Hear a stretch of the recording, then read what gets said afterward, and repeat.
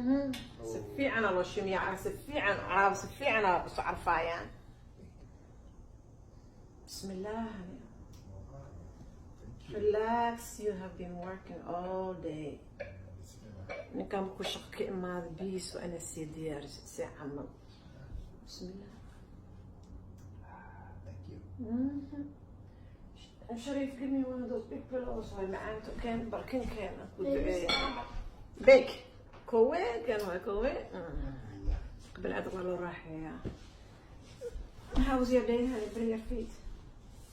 Bring your feet. Yep. It's okay. It's okay. It's okay. Okay. How was your? Actually, give me a small towel, Mama, so the pillow doesn't get. Wait, toilet paper? Towel, small. What's going on? Just massaging for you. Towel, how you I have the camera there and just, you know, these poor feet, they have been working. Oh, they're so tired. It's so soft. Isn't it though? Oh. Okay, towel كان هاي معانته كان كلا تروح تاعه كلا. Skin, how was work?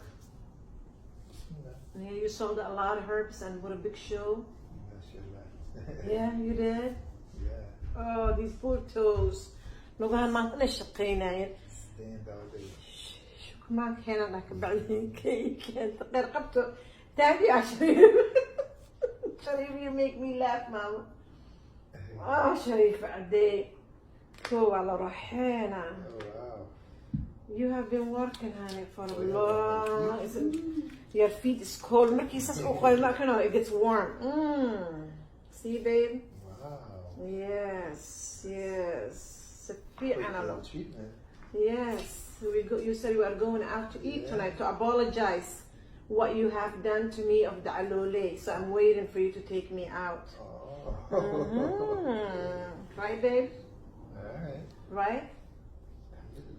Are we going out tonight, or you rather stay and rest? I knew that we were planning to go out. That's nice. Yeah. So now I didn't know it was an apology thing. you have to. I thought you said you were taking me out. Yeah, I didn't take me out. Yeah, to apologize what you did. You ran. عشان يبدو يا because ما عندي بيت على ليه أسكري وأرد. Huh? I didn't know That was the reason you said. I just thought I was taking me out. Like, No, you are apologizing. to be a nice husband. You are very nice husband. Yep. نفيعا. Yes. Well, thank you. This is really nice. Yes. You know, I have to take care of my husband first. Nice pre-date. Yes.